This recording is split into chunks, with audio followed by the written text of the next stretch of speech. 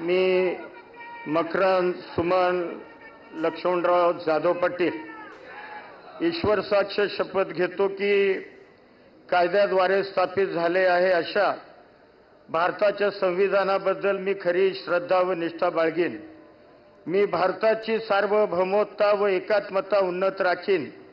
मी महाराष्ट्र राज्याचा मंत्री म्हणून माझी कामे निष्ठापूर्वक व सत्सद विवेक बुद्धीने पार पाडीन आणि संविधान व कायदा यानुसार सर्व तऱ्हेच्या लोकांना मी निर्भयपणे व निपक्षपणे तसेच कोणाच्याही विषयी ममत्व भाव किंवा आकस न बाळगता न्याय वागणूक देईन।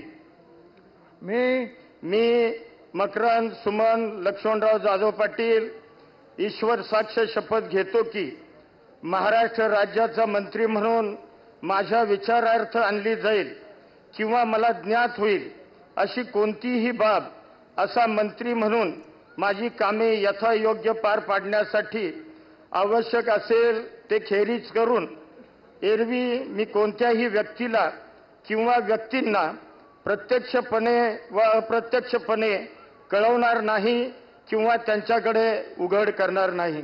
जय हिंद, जय महाराष्ट्र। अजित पवार यांच्या राष्ट्रवादीकडनं मकरंद पाटील यांना मंत्रिपदी संधी दिलेली आहे। साताऱ्यातनं आणखी एक नाव, वाई मतदारसंघाचं ते प्रतिनिधित्व करतात। सलग 4 वेळा या ठिकाणी ते आमदार झालेले आहेत। माजी खासदार लक्ष्मणराव पाटील यांचे ते सुपुत्र आहेत। किसनवीर सातारा सहकारी साखर कारखान्याचे ते अध्यक्ष आहेत। मकरंद पाटील यांना मंत्रिपदी संधी, अजित पवारांच्या राष्ट्रवादी काँग्रेसचे ते आमदार आहेत।